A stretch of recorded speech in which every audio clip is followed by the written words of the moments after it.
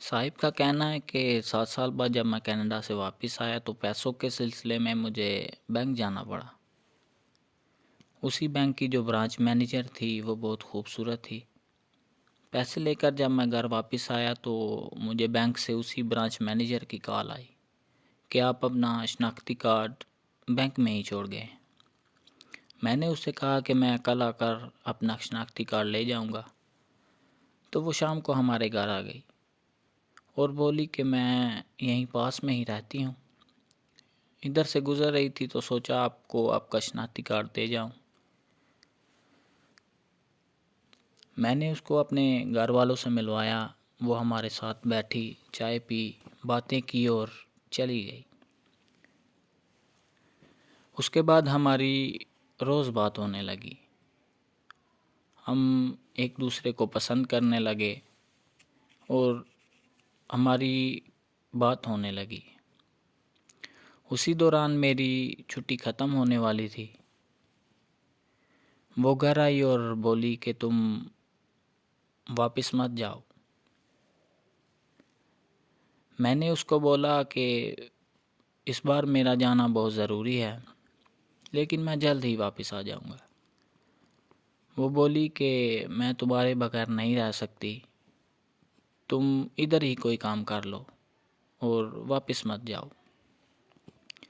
اس کے زیادہ اصرار کرنے پر میں نے اس کا ہاتھ اپنے ہاتھوں میں لیا اور اسے بولا کہ اس بار جانا میرا بہت ضروری ہے، لیکن میں جلد ہی واپس آ جاؤں گا۔ میرے زیادہ اصرار کرنے پر وہ مان گئی۔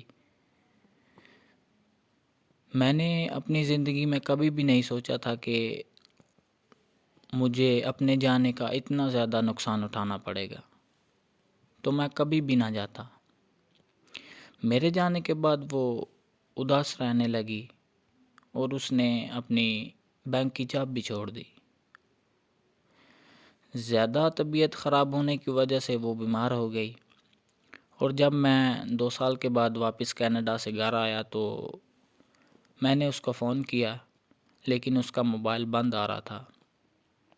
ایک دن کے بعد میں اس کے گھر گیا تو میں نے اس کا پوچھا تو اس کی ماں رونے لگی، اور روتے روتے اس نے مجھے بتایا کہ اس کو گزرے 1 سال ہو گیا۔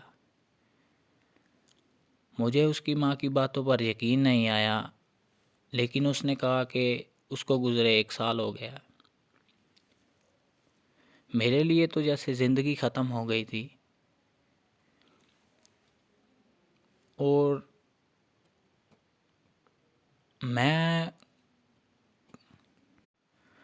میں نے اس کی ماں سے اس کے قبر کا پتہ پوچھا تو میں اس کی قبر پر چلا گیا اور جا کر میں زور زور سے رونے لگا اور اس سے بولا کہ اگر مجھے پتہ ہوتا کہ تم میرے بغیر مر جاؤ گی تو میں کبھی بھی نہ جاتا۔